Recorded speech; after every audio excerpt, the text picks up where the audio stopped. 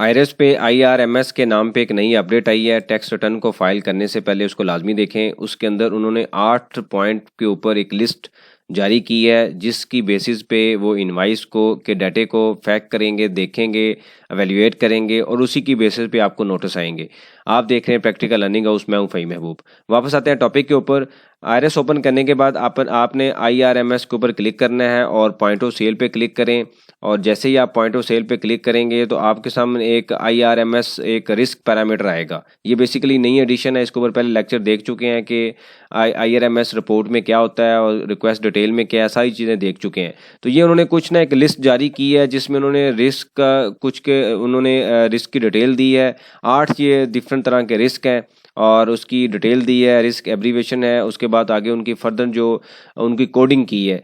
तो इसको अगर हम डाउनलोड करें तो ये आपके सामने इस तरीके से लिस्ट आएगी। सबसे पहला जो लिस्ट का वो ये नेगेटिव सेल। अगर आपकी कोई सेल नेगेटिव है तो वो एक आइडेंटिफाई होगा। होता क्या था कि डाटा बहुत ज़्यादा होता है, उस डाटे को चेक करने के लिए एफबीआर ने ऑब्वियसली उनके पास स्टाफ की भी शॉर्टेज है, तो एक एक टैक्स पेयर के नोटिस को देखने डाटे को देखने के लिए एक पूरा टाइम चाहिए, रिसोर्स चाहिए। तो वो उसको अपडेट करने के लिए, उसको इम्प्रूव करने के लिए सिस्टम के अंदर चेंजिंग लाई जा रही है ताकि सिस्टम को ये पैरामीटर दिए जाएं और जैसे ही वो पैरामीटर सिस्टम जो जैसे ही उसके अगेंस्ट कोई चीज़ जाएगी सिस्टम उसको हाईलाइट कर देगा। जैसे अगर कोई नेगेटिव सेल अपलोड होगी तो एनजी के नाम से एक रिस्क आइडेंटिफाई होगा और नेगेटिव सेल के नाम पे वो इसको जो भी कंसर्न ऑफिसर है इजीली उसको देख सकेगा। मतलब कोई सेल की वैल्यू आपने नेगेटिव अपलोड कर दी है, कोई क्रेडिट सेल कर दी है, हालांकि ये नहीं होना चाहिए था, बहरहाल खैर उन्होंने ऐड कर लिया है। उसके बाद any invoice sale value 5 time greater than as compare. अगर लास्ट 6 मंथ में कोई आपकी इनवाइस लेट से 50,000 की है और आप इस बार आपने 3 लाख की रिपोर्ट कर दी है तो फौरी आइडेंटिफाई हो जाएगा 5 टाइम ग्रेटर के नाम पे। हालांकि ये नहीं होना चाहिए, बहरहाल खैर उन्होंने इस वजह से किया है कि फेक इनवाइसेस के ऊपर मैं एक पहले लेक्चर बना चुका हूँ, वो इसमें उन्होंने ये पॉइंट आइडेंटिफाई किया था कि हम इस तरीके से काम करेंगे। बेसिकली उसी का ये डुप्लीकेट है, उसको अब ये अपडेट कर रहे हैं। उसके बाद है sale tax is too large और below the amount chargeable more than 20%। अब ये थर्ड स्केड्यूल में अक्सर ये इश्यूज आते हैं कि हम थर्ड स्केड्यूल में एमआरपी पर चार्ज कर रहे होते हैं, हमारी जो सेल टर्नओवर है वो कम होता है और इस पे उन्होंने आइडेंटिफाई किया है कि अगर ये कम या ज़्यादा होगा तो हमें फौरी पता चले। उसके बाद है discount item tax calculator is less than the tax calculator at item original price. ये डिस्काउंट से एलिमेंट है कि एडवांस डिस्काउंट सही कैलकुलेट नहीं होगा तो उसके ऊपर भी उनको आइडेंटिफाई हो जाएगा। उसके बाद tax against an item invoice is not calculated और इज एग्जम्प्टेड। ये भी टैक्स से रिलेटेड पॉइंट है। उसके बाद आता है point complete data duplicate of retail price. अब जो रिटेल प्राइस है उसका डाटा मतलब इनवाइस पे अगर एक कोड है, लेट से आपने एक प्रोडक्ट का कोड रखा हुआ है 2288, उसकी एक ही मंथ के अंदर अगर 2 तरह की रिटेल प्राइस आ रही है तो उसके ऊपर आइडेंटिफाई होगा। रिटेल प्राइस कौन सी होती है? एमआरपी। तो कानून में लिखा हुआ है कि अगर एक माह में एक ही एमआरपी होगी, अगर आप उस प्रोडक्ट की एमआरपी चेंज करेंगे तो भी आइडेंटिफाई कर देगा क्योंकि उनके पास कोडिंग अवेलेबल है। लेट से एक प्रोडक्ट है 2288, आपने एक इनवाइस की 2 लाख पे, अगली इनवाइस आपने कर दी 1,80,000 पे या 2,20,000 पे, तो फौरी आइडेंटिफाई कर लेगा।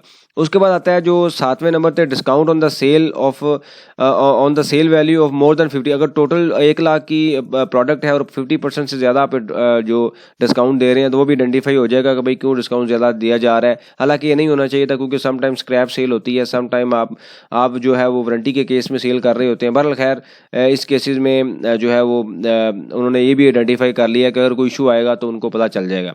उसके बाद आता है invoice uploaded with delay differences of invoice generation at the time it is receive by FBR point of sale in time of 15 minutes. के जो इनवाइस आप जब, ये बड़ा इंपॉर्टेंट पॉइंट है कि इनवाइस आपने बना ली है पॉइंट ऑफ सेल पे, उसको सेव लेट किया है यानी कि अपलोड लेट किया है 15 मिनट के डिले टाइम से, तो उसको भी आइडेंटिफाई। हालांकि ये ऑपरेशनल इश्यूज है, सम टाइम इंटरनेट के मसले आते हैं, सम टाइम कस्टमर को चीज़ें चेंज करवाता है, तो बहरहाल खैर उन्होंने ये भी आइडेंटिफाई कर लिया कि अगर डिले होगा तो इसको भी हम कर लेंगे। बेसिकली होता ही है कि कस्टमर जाता है और फौरी तौर पर इनवाइस बनती है और वो ये अज्यूम कर रहे हैं कि भाई फौरी इनवाइस बननी चाहिए। अगर आप डाटा अपलोड कर लें, रख लें, उसको सेव कर लें और बाद में इनवाइस जनरेट करें, उसमें 15 मिनट्स का डाटा डिफरेंस आएगा तो इसकी बेसिस पे वो आइडेंटिफाई करेंगे। देखें ये बड़ी इंपॉर्टेंट चीज़ें हैं, इसकी बेस पे फ्यूचर में नोटिस इशू होंगे। हालांकि इनमें से निकलने वाला कुछ नहीं है, टैक्स पेयर के पास जवाब लाजमी होगा, लेकिन फिर भी वो सिस्टम को इम्प्रूव करने के लिए डिफरेंट मेजर्स ले रहे हैं। तो हमें टाइमली बेसिस पे अपने सिस्टम को इम्प्रूव करना चाहिए। हमें पता है कि भाई इस तरीके से नोटिस आ सकता है। मेरी हमेशा ये कोशिश रही है कि हम हम डिफरेंट तरीके से जो नोटिस से रिसीव होते हैं अपने पास एक्सपीरियंस की बेस पे, प्रैक्टिकल एक्सपीरियंस की बेस पे मैं शेयर करता हूँ कि कहाँ कहाँ पे चीज़ें हमें आइडेंटिफाई करके ठीक करनी है ताकि हम नोटिस से बच सकें। तो एक इनवाइस को अपलोड करते हुए ये भी एक आइडेंटिफिकेशन है। 8 तरह के रिस्क है, इसको आप लाजमी मॉनिटर करें ताकि सब्सिक्वेंट आप नोटिस से बच सकें। और जब नोटिस आता है ऑब्वियसली उसमें टाइम भी ज़्यादा होता है, आपके चक्कर भी लगते हैं, हालांकि निकलने वाला उसमें कुछ नहीं होता, सारी चीज़ें लीगल होती हैं। बहरहाल फिर भी आप इसको कंट्रोल करें। इससे रेलिवेंट कोई सजेशन हो आप मेंशन कीजिए, उसके ऊपर डिस्कशन करेंगे ताकि जो लर्निंग का प्रोसेस है कंटिन्यू रहे। थैंक यू वेरी मच, जज़ाकल्लाह।